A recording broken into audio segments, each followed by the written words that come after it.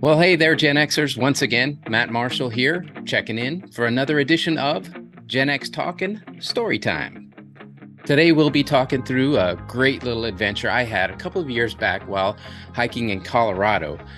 But first, I just wanted to remind you all to comment, like, share, subscribe, wherever you get your podcasts and on your favorite social media app.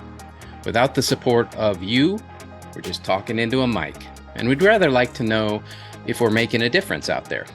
And now, on to the story. I took a trip to northern New Mexico a couple of winters ago. I spent about 4 days recording my parents for a podcast. And by the way, if you still get a chance to talk to your parents and you can find a chance to ask them questions about their lives, take it. Well, while in the area, I went on a hike to Ice Lake, just west of Silverton, Colorado.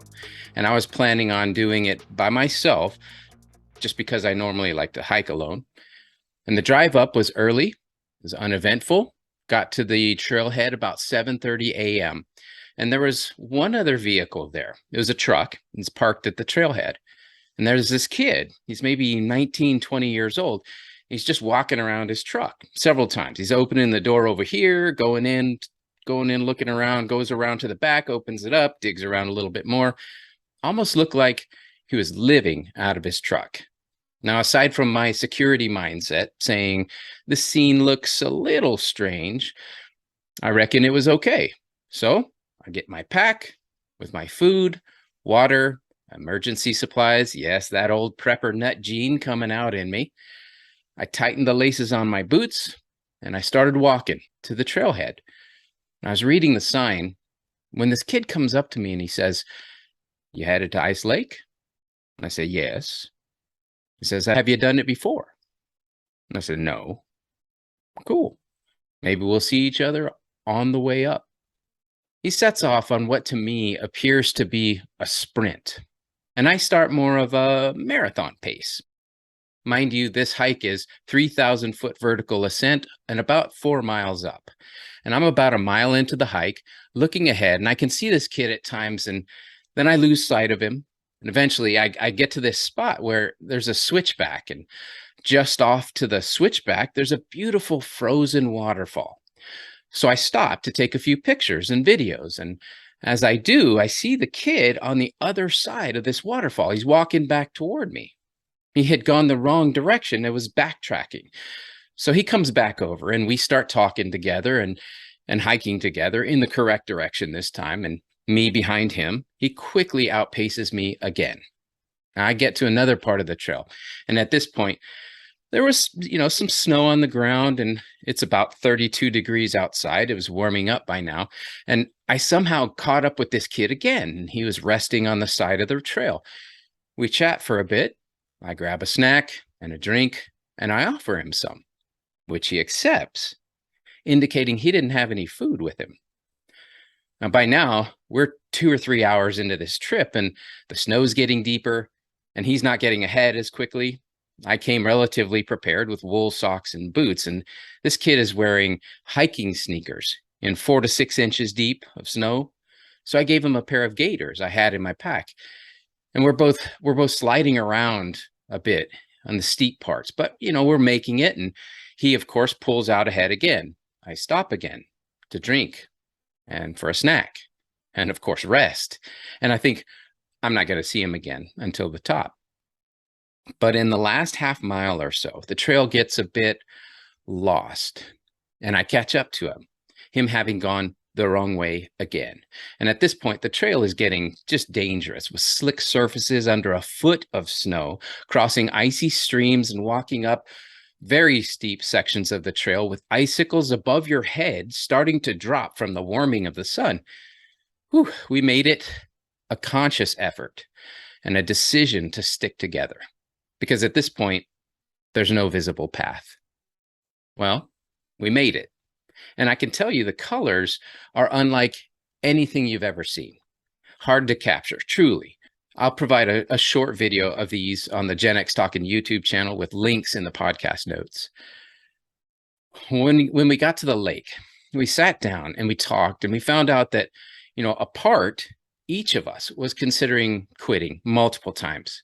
This was actually one of the reasons he was purposefully slowing down so I'd catch up.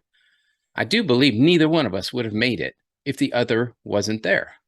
So this episode of Storytime brings out, a few important points for those who take physical and mental health seriously as part of their prepper planning.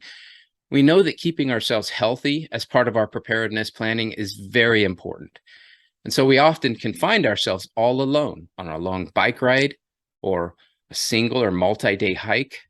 And as we see in this story, if we don't prepare appropriately, it could mean the difference between a fantastic adventure or a failed attempt.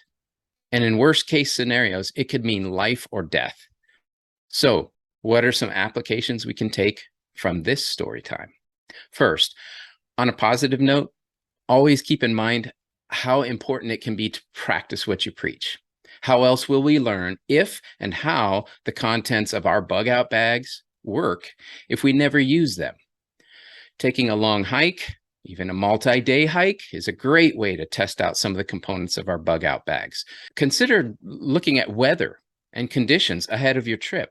I'm sure I still would have gone, even if I'd heard about a foot of snow at the top, but my fellow traveler, he may have had other considerations for the trip, or he may have made additional preparations, better shoes, more water, maybe some food. But then this also could have been his way of presenting himself with the scenario and seeing how he responds and gets through it. Consider the possibility of running into others and be prepared to help. Now, there's always the possibility of meeting others on a trail while hiking or biking or just generally while traveling.